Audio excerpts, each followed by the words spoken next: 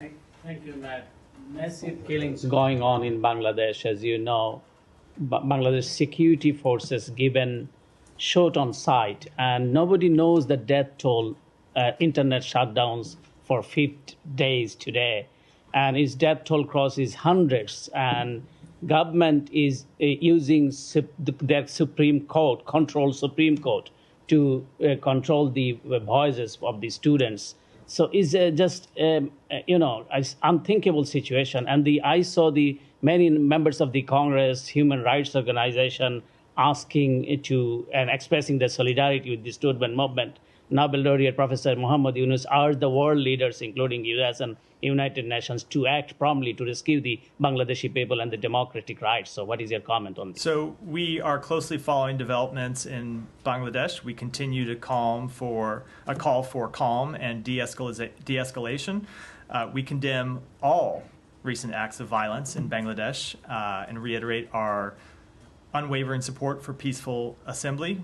In addition, we remain deeply concerned by reports of ongoing telecommunications disruptions across the country, which limit the ability of people in Bangladesh, including American citizens, to access critical information. We call on the government to restore internet service. We condemn the reported shoot-on-sight orders that have been given and call for those to be rescinded. And of course, I would just as a final thought with respect to the situation, reiterate that media freedom is an essential building block of a thriving democracy. It is essential that journalists in Bangladesh, as is true everywhere in the world, be able to function freely.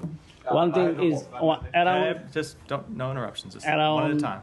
You know, the Bangladeshi people are protesting everywhere in the world, in front of the State Department, White House, Times Square. But the UAE, when they are protesting in the Dubai, some places in UAE, they sentenced 57 Bangladeshi for 11 years. Why they are protesting against their own government. So what is your comment? And finally, do you rely on Bangladesh regime as you are calling and urging they will entertain your call and urge, As we see in last 15 years, Bangladesh is run by authoritarian regime and they are trying to keep their power by any means using the security forces. So with respect to the first question, I wasn't aware of that report, so I'm reluctant to comment on it, as always the case when I don't have perfect information here. But when it comes to the government in Bangladesh, it's a government with which we've worked on a number of issues, but we also make clear when we have concerns, as I believe I just did. One follow-up. Go ahead.